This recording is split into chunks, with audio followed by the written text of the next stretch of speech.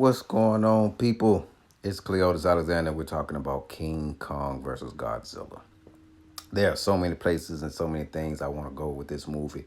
But first, let's talk about the good things in the movie before we get into any spoilers because there are going to be spoilers in this movie. In this review. So I'm just going to give you that right now. If you have not seen it, if you plan on watching it again and there's some things you missed or you're watching it with someone that hasn't seen it, this is going to have spoilers. So, all right, with that being said, let's get into it. For me, this movie did not reach expectations. I'm going to say that right out the gate. Visually, the movie was awesome. The visual effects, the way Kong looked, the way Godzilla looked, the sounds, everything was all that you could ask for and more. As far as the graphics and everything and how it looked, the movement of the characters, the CGI was great. I had no issues with any of that. But where this movie began to fall short for me was all of the carnage and chaos that was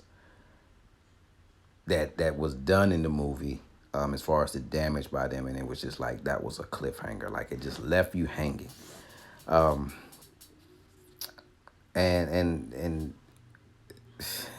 this movie is kind of hard to review because there's so many different ways that I think that they should have went with this movie. The way Godzilla found King Kong out seemed to be a bit off to me. It just didn't make sense. It didn't. It didn't. It didn't grab me. It didn't hold my attention. A lot of the times during this movie, I was like, "What the fuck? Like why? Like why do that? Why do this?" And it became an irritant to me. At one point, I may have dozed off for maybe 5 or 7 minutes during the movie because it was just shit that just didn't make sense. The fight scenes, for example, here you see King Kong and Godzilla are underwater, which to be expected because they're both, Godzilla's a creature of the water, but you're transporting King Kong across the ocean on a military aircraft, warship, a battleship, so to speak. And it's like, isn't he too heavy for that? You know, with all the destruction and explosions and everything that went on during the fight scenes, you would think that one of these aircraft carriers would sink when you got these two gigantic creatures standing up on it. You would think that a lot more fighting in the water would take place, but it couldn't because as you watch the movie, you see the fight scenes in there in the ocean. Kong is no match for Godzilla in the water. I mean, that's just to be expected because Godzilla is a creature of the water, and it just seems like during the movie that Godzilla was the bigger brother, fighting on and beating on his little brother, or the older cousin beating up a younger cousin, because King Kong just really was no match for Godzilla throughout this movie. You just watch King Kong just really just get his ass handed to him in every which way possible. It wasn't until later during the movie where King Kong actually really started to come around and be able to actually hold his own.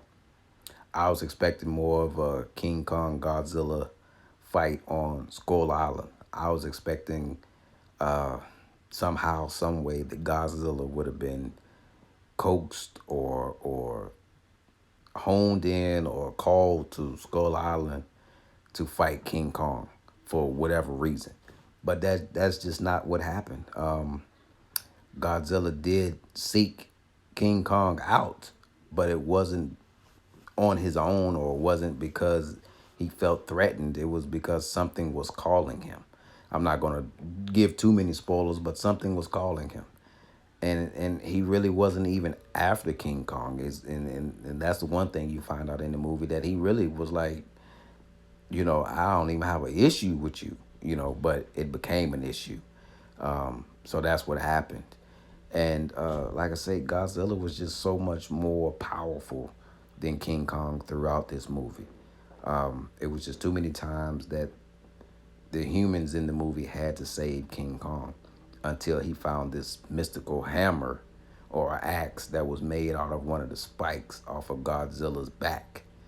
And he found this, I guess, tomb or old throne that reminded you of Conan the Destroyer, how he found his old throne, and he sat down in it like this is his home and this is where he belongs, and he's the king of this castle or the king of this island, and he's gonna lay claim to it. But this hammer, this axe that's made off of Godzilla's spikes is the only real thing that actually levels the playing field for Godzilla. King Kong.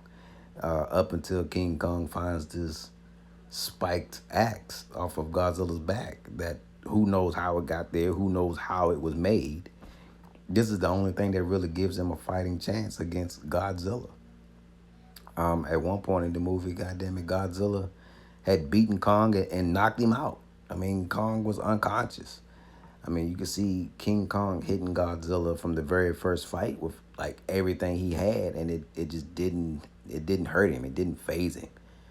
And as the movie goes on, like I say, you go through so many what seems like different movies. At one point in time, I thought I was in Star Wars, and it just drags on and goes on, and then you see this picture here where you have Godzilla and King Kong together, and you're like, well, damn, now they're teaming up, and why?